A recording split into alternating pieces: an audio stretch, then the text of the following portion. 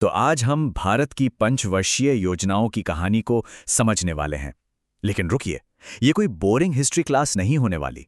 हम इसे समझेंगे कुछ बहुत ही मजेदार, कुछ बहुत ही देसी ट्रिक्स के साथ, जो मुश्किल चीजों को एकदम आसान बना देंगी। तो चलिए शुरू करते हैं ये अनोखा सफर।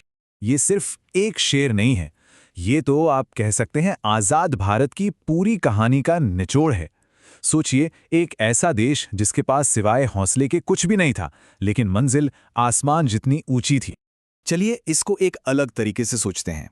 सोचिए 1947 में भारत कोई देश नहीं बल्कि एक नया स्टार्टअप था, जिसके पास न कोई बड़ी फंडिंग थी, न कोई जमा जमाया इंफ्रास्ट्रक्चर। बस थे तो बड़े बड़े सपने। और हर स्टार्टअप की तरह इसे भी जरूरत थी एक सॉलिड बिजनेस प्लान की, और वही बिजनेस प्लान थी हमारी पंचवर्षीय योजनाएं। तो भाई, इस स्टार्टअप का बोर्ड ऑफ डायरेक्टर्स कौन था? देखिए, दो मेन प्लेयर्स थे। पहला 1950 में बना योजना आयोग, जो सारे प्लान्स का ड्राफ्ट तैयार करता था। और फिर 1952 में बनी राष्ट्रीय विकास परिषद, जिसे एनडीसी भी कहते हैं।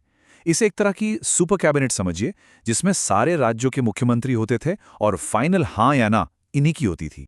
तो अब आते हैं इस स्टार्टअप के पहले बड़े मूव्स पर, यानी पहली और दूसरी पंचवर्षीय योजना पर। और यहीं से शुरू होंगी हमारी वो सीक्रेट ट्रिक्स जो सब कुछ आसान बना देंगी। सबसे पहली योजना, उसका लक्ष्य बहुत ही सीधा साधा था, बस सरवाइव करना।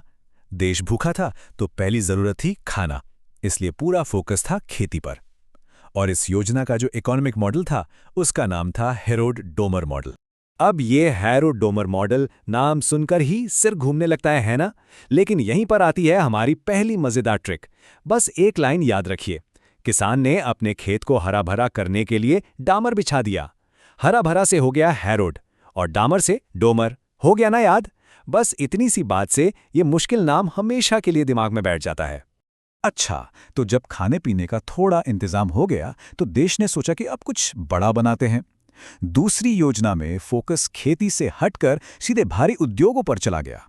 और इस पूरे विजन के पीछे एक बड़ा नाम था, पीसी महालनोबिस। अब इनका नाम कैसे याद रखें? इसकी ट्रिक तो और भी सिंपल है। सोचिए, बड़े बड़े उद्योग लगाने के लिए कैसा आदमी चाहिए? एक महान आदमी, है ना? बस महान महालनोबिस। देखा कैसे एक शब्द से पूरा कॉन्सेप्ट ही जुड़ गया। अब जो ट्रिक आ रही है वो तो समझ लीजिए मास्टर ट्रिक है।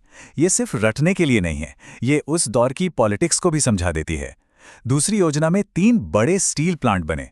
बस ये नाम याद रखिए, भीरू, राज, दुबे। भी-रू यानी भिलाई, रूस की मदद से। राजा यानी राउरकेला, जर्मनी की मदद से। और दुबे यानी दुर्गापुर, ब्रिटेन की मदद से। मतलब कोल्ड वॉर के उस दौर में भारत ने कितनी समझदारी से दोनों सुपर पावर गुटों से मदद लेकर अपना काम निकाल लिया। तो शुरुआती 10 साल तो मतलब एकदम रॉकेट की तरह गए। लेकिन फिर, जैसा हर कहानी में होता है, एक बहुत ही मुश्किल दौर आया। यह हमारे स्टार्टअप की कहानी का सबसे मुश्किल वक्त था। तीसरी योजना पर तो जैसे एक के बाद एक 3 पहाड़ टूट पड़े। 1962 में चीन से युद्ध, फिर 1965 में पाकिस्तान से युद्ध, और रही सही कसर 1966 के भयानक सूखे ने पूरी कर दी। सारा पैसा जो विकास में लगना था, वो चला गया देश की रक्षा में। और इसका असर वो आंकड़ों में साफ दिखता है। इतिहास में ये अकेली ऐसी योजना थी जिसमें खेती की ग्रोथ पॉजिटिव तो छोड़िए, नेगेटिव में -1.42% पर चली गई। सोचिए कितना बड़ा झटका था ये। हालात इतने बिगड़ गए कि अगले 3 साल तक कोई नई योजना बन ही नहीं पाई। इस पीरियड को प्लान हॉलिडे कहते हैं। लेकिन कहते हैं ना, अंधेरे के बाद ही सुबह होती है। इसी दौर की राख से एक ऐसी क्रांति जन्मी जिसने सब कुछ बदल दिया। हरित क्रांति, जिसने भारत को अनाज में आत्मनिर्भर बनाया। अब जब देश के पास अपना अनाज था, तो चिंता दूर हुई और आत्मविश्वास लौट आया। और ये वो दौर था जब भारत ने दुनिया को दिखाना शुरू किया कि वो सिर्फ खड़ा नहीं हो सकता, बल्कि अपनी ताकत भी दिखा सकता है। चौथी योजना में कुछ ऐसे फैसले लिए गए जिन्होंने सबको चौंका दिया। 1969 में 14 बड़े बैंकों का राष्ट्रीयकरण कर दिया गया। उसी साल इसरो की नींव रखी गई। और फिर 1974 में भारत ने स्माइलिंग बुद्धा के साथ अपना पहला परमाणु परीक्षण करके दुनिया को हैरान कर दिया। ये सिर्फ फैसले नहीं थे, ये दुनिया को एक मैसेज था। चलिए, अब आती है 5वीं योजना और उसकी एक और मजेदार ट्रिक। इसका सबसे फेमस नारा था, गरीबी हटाओ।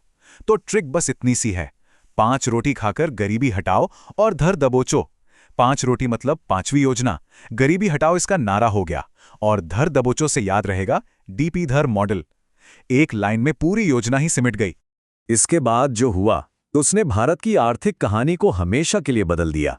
देश ने अपनी अर्थव्यवस्था के दरवाजे दुनिया के लिए खोल दिए और भारत ने एक नई उड़ान भरी। 1991 के ऐतिहासिक आर्थिक सुधारों के बाद 8वीं योजना ने एक बिल्कुल नया रास्ता पकड़ा।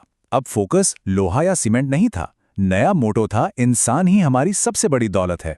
मतलब अब सारा जोर शिक्षा, स्वास्थ्य और रोजगार पर था।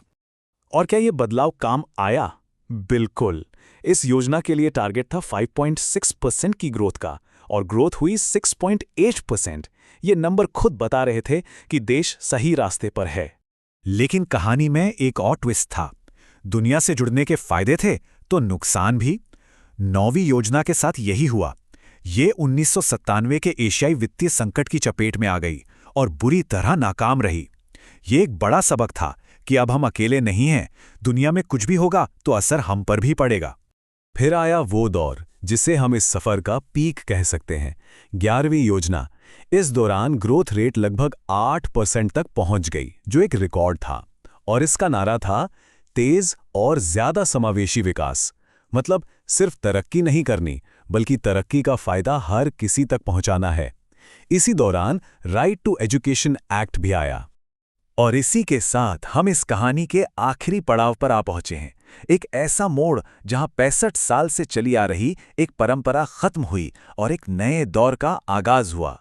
2015 में योजना आयोग की जगह ले ली नीति आयोग ने। अब फर्क क्या है इन दोनों में?